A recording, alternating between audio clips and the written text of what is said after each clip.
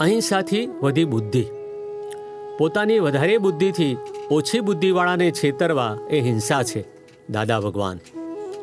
જ્ઞાની પુરુષ દાદા ભગવાન કહે છે કે પૂતગલ હિંસા હશે તો એનો કંઈક ઉકેલ આવશે, પણ આત્મહિંસાવાળાનો ઉકેલ નહીં આવે. દાદાજી સમજાવે છે, આર્ત ધ્યાન અને રૌદ્ર ધ્યાન તો બધાને થાય. મુસલમાનોને થાય, ખ્રિસ્તીઓને થાય અને હિન્દુઓને પણ થાય, પણ દરેકમાં ફેર હોય. જે અહિંસા ધર્મ પાળે છે એમને વધારે થાય, કારણ કે એનું મગજ બહુ તેજ હોય, બુદ્ધિશાળી હોય.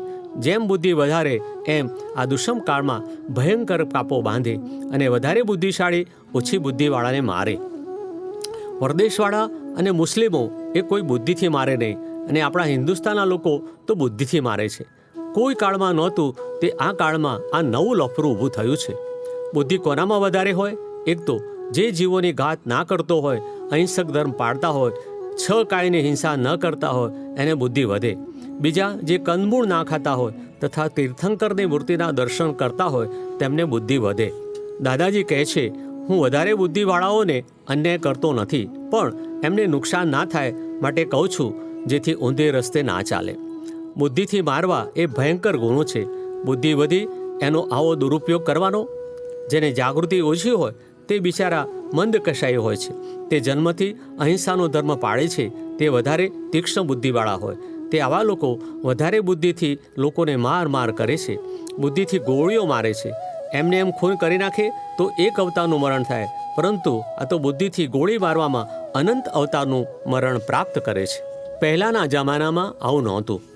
દાદાજી દાખલો આપી સમજાવે છે. તે સમયે ગામનું શેઠ હોય તે વધારે બુદ્ધિવાળા હોય. ગામમાં બે જણાને ઝઘડો થયો હોય તો બેઉને પોતાના ઘેર બોલાવે.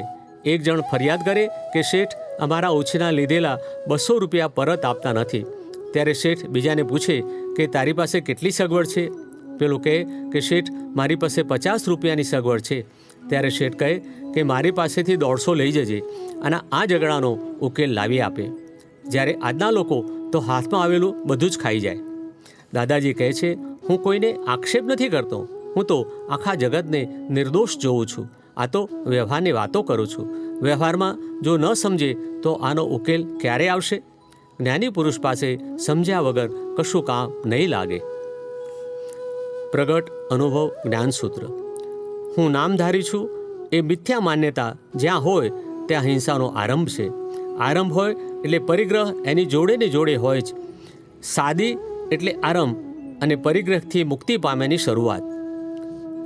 16/305 જ્ઞાની પુરુષ કનુ દાદાશ્રી.